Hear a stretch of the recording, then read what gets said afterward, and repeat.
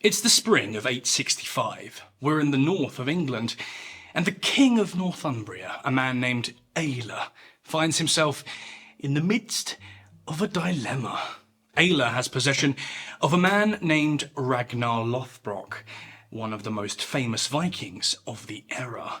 Ragnar had been captured after a catastrophically botched raid on Northumbria, and now his fate rests in the hands of King Ayla. But what to do with this terrifying figure? On the one hand, he's far too dangerous to be set free. On the other, doing harm to this legendary Viking would most certainly come with consequences. After some consideration, King Ayla figures that his best move is to bump Ragnar off, but to make sure it's done in such a terrifying manner that no Viking will dare to approach Northumbria again. A series of events are now set in motion, which will result in the Blood Eagle, perhaps the most terrifying death that anybody could imagine, in which a victim's ribcage is opened from behind before the lungs are pulled out and draped over the exposed ribs, creating the impression of a set of bloody wings, flapping with each shallow breath which inflates the lungs, all while the victim is still alive. But it won't be Ragnar Lothbrok who receives this punishment. For Ragnar, death comes in a slightly different flavour, and he's tossed into a pit of venomous snakes, where he's bitten and strangled by the violent serpents that now surround him.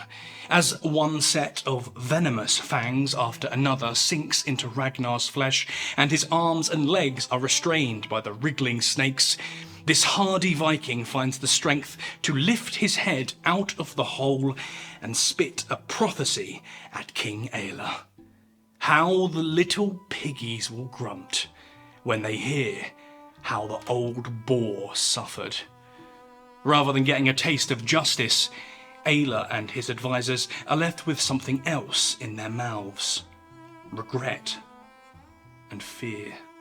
It doesn't take long for the news of Ragnar Lothbrok's punishment to make waves across the Viking world, eventually reaching Ragnar's 4 sons, Ivan the Boneless, Ube, Sigurd Snake in the Eye, and Hvitserk. They heard the details of Ragnar's fate, torn apart by snakes, injected with spiteful venom, and strangled on the armless frames of the serpents. The old boar had certainly suffered, and now the little piggies were grunting. 4 little piggies, to be exact, who went on to swear a blood oath to avenge their father's death. By autumn of that same year, 865, the boys arrive in East Anglia at the head of an enormous Viking force known today as the Great Heathen Army. One particular brother, Ivar the Boneless, tells his brothers to keep things secure down south. He's going to go up to Northumbria alone and speak to the king man to man. When Ivar and Ayla met, the Viking son of Ragnar is amicable, understanding even. He accepts that Ayla was put in an impossible position, that his father probably had it coming, and that there was no ill will between them. As a favour, he asks Ayla if he could be granted a plot of land as recompense for the loss of his father. Ayla is in no real position to say no, and the two men agree that Ivar would be guaranteed a plot of land, equal in size to the hide of an ox. But Ivar is feeling cheeky and pushes his luck by cutting the oxhide into long strips, which he uses to draw a large circle on the ground, room enough to build an entire fortress. Ayla reluctantly approves, and without meaning to, he's given the Vikings a foothold in the north, and Ivar a position from which to build influence and strength in the region. A year later, Ivar is confident that he's got enough ducks in a row and enough lay of the land that he can throw his weight around, and so he calls his brothers to join him. By 866, the brothers arrived with their army and captured the city of York. King Ayla's chickens are coming home to roost. Now he has the unenviable position of trying to recapture his own city from a horde of monsters and heathens, all crying for the blood of the man who tossed Ragnar Lothbrok into a pit of snakes. It takes Ayla a year to get his forces in order, and in 867 he desperately throws his army at the Vikings in York, trying as hard as he might to drive out these invaders and restore peace to the realm. The Northumbrian king is woefully unsuccessful. His armies are crushed, routed, and scattered to the hills. Left all alone, Ayla is captured alive, and the 4 sons of Ragnar Lothbrok have full license to select when and how their father's killer should face justice. Perhaps it'd be best to starve him, perhaps burn him alive. Some little piggies were grunting that Ayla should suffer the same fate that the old boar did, and have him tossed into a pit of snakes. But then Ivor the Boneless comes forward and suggests the worst fate of them all: the Blood Eagle. It's a controversial suggestion. According to the legends, the punishment is reserved especially for Vikings, the story going that should someone be able to endure the process without screaming in agony, then they will still have their place in Valhalla, even if their crimes might have otherwise denied them access to the Great Hall. Despite the hang-ups though, it seems to have been a hit with the others, and with that, King Ayla's fate was sealed. The process began by dragging the broken king out of captivity and placing him on his site of execution, usually a slab of unyielding stone. Once there, he would be restrained, either by being forced to lay down and having his hands and legs tied together, or instead on his knees, with his arms outstretched, tied to 2 posts either side of him. Once properly restrained, King Ayla would have felt a sharp, searing, digging sensation as a dagger was slowly used to bore a hole into the small of his back, just to the side of the spinal cord. This alone would have caused unimaginable pain due to the high concentration of nerves in the area, but it was really just the beginning of the torment. After the dagger had been driven home, a violent upward shove would be next, driving the blade further and further up the spine towards the base of the neck. Given the rather sinewy nature of this part of the body, this would not have been a smooth slice upwards, but instead a series of violent, bloody tugs, not unlike the pulling of an uncooperative zip on a broken backpack. Just that this time, it's a human being unzipped from behind. Although King Ayla was a Christian, not a Viking, he was still said to have endured the process in resolute silence, not allowing a single whisper of agony or complaint to escape his lips. Perhaps he saw himself more of a martyr than an honourable warrior bound for Valhalla. Nonetheless, his steadfastness impressed the brothers. But still, nothing could prepare him, or anyone else, for what came next.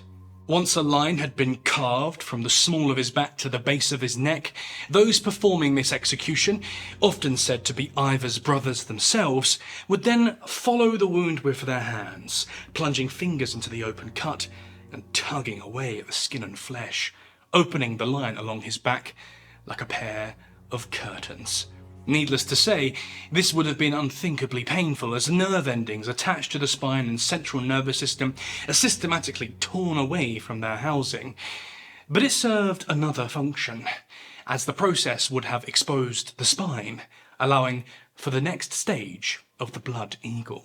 With the skeletal structure under the flesh exposed, an axe, or a hammer and chisel, would be taken to the base of the spine, where it would begin slowly bashing away at the bone, taking chunks, one swing at a time.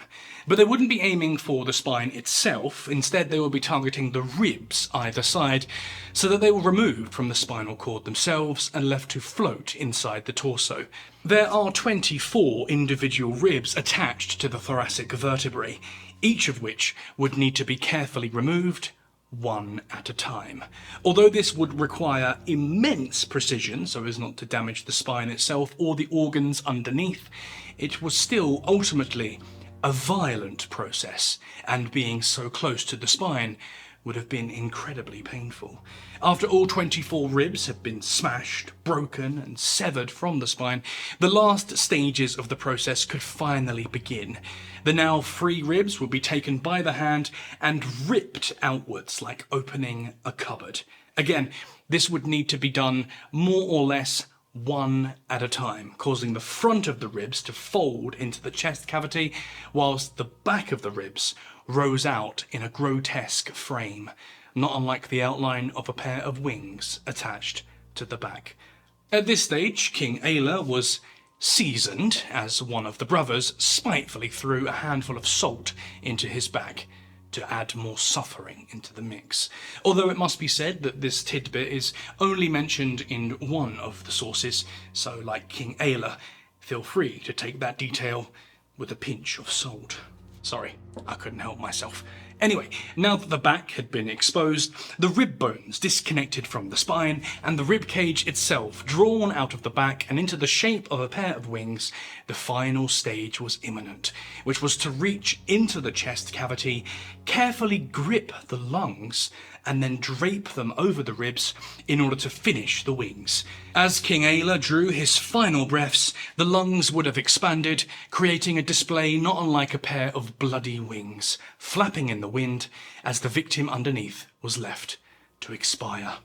Aelle's death marked the beginning of Norse dominance in northern England, and he became the most famous blood eagle execution in legend, and it turned him into a mythic villain whose name survives in poetry, sagas and screen.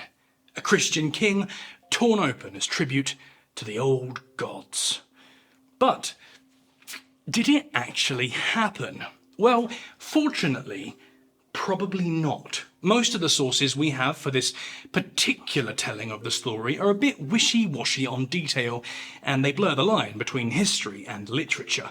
King Aelle was most likely just executed in a normal fashion, but I know you guys will find that disappointing. God knows why. So let's focus on the Blood Eagle again, because he's not the only example of it happening, and ask the question, did the Blood Eagle itself ever actually happen, even if not to King Aelle? Well, there are a few sources across the Viking sagas and a few Anglo-Saxon texts that mention the Blood Eagle. The most literal description is in the Ragnarsonar, which is the life of Ragnar's sons, in which they go through the tearing of the ribs and the hanging of the lungs. And then again, in the Orkneyinga saga, there's a mention of a blood eagle being performed on a guy named Halfdan Longleg. And then lastly, Saxo Grammaticus, an Anglo-Saxon chronicler who talks a bit about the Vikings doing this kind of stuff. Historians argue back and forth constantly about whether this is just a literary motif, perhaps an attempt by Christians to demonize the Vikings, or if it did actually happen and that's why it's in the sources. Although it should be said that all of these sources are writing at least 100 years after the Blood Eagle was supposed to have happened. There's also no archaeological evidence to prove the Blood Eagle ever happened, but I don't think that that's a particularly damning consideration because this was a sacrificial execution, so the victim was unlikely to be buried and may have even been burned afterwards. So the jury really is out, at least on the historicity of it all. So the next question I had, which I'm sure you also have, is would something like the Blood Eagle even be possible? Because if we've learned anything so far on this channel, it's that if something horrible and cruel can be done, it often has been done. So, is the Blood Eagle actually possible? And the depressing answer is yes, it's definitely possible, but there's a few caveats. If you were going to do this to someone and wanted them to stay alive for the final crescendo of breathing lungs being drawn over exposed ribs, you're going to have three big problems to deal with. The first one is the scapula, or shoulder blades. These would get right in the way of the upper ribs and make drawing them or cutting them impossible. So in order to get to the ribs themselves, the shoulder blades would also need to go. But it's not that easy. There's a lot of blood vessels around these triangular bones and plenty of sinew and tendon. So you'd be there for quite a while, digging around to try and free these. Quite a long time that your victim might not have, because you've got another problem to deal with: blood loss, and not just from the shoulder blades. Even once you get rid of those, you need to then hack the ribs off the spine. But each rib is supplied by posterior intercostal arteries, and these branch off from the thoracic aorta, which means if you break them open, especially all 24 of them, you're going to die fast. They also run along the underside of each rib in what's called the costal groove, where they supply blood to the ribs, intercostal muscles and overlaying skin. In other words, you can't just leave them. If you want to get rid of those ribs, you also need to tear these arteries. So if you wanted the victim to survive, you would have to cut, then cauterize the nub of the rib still attached to the spine, a process not mentioned in the sources and obviously very risky. And then lastly, you've got the biggest problem to deal with, a pneumothorax. See, the lungs need negative pressure to function, but once you open the chest cavity from behind, this negative pressure immediately disappears, causing the lungs themselves to instantly collapse like wet cloth. This would make breathing impossible, which means the victim has got minutes before death would come, and you've still got 24 ribs to saw through. Now, assuming you were expecting the victim to die before the process was completed, you could still technically do all of these steps to get the final result.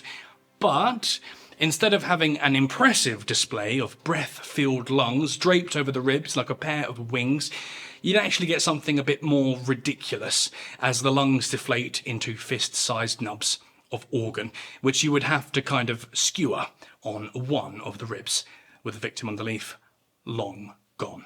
Nonetheless, though, this would still be a horrific, slow and painful way to meet your maker, and would still perform very well as a symbolic method of execution, just not quite what we imagine when we hear about the Blood Eagle. So, did it actually happen? Maybe.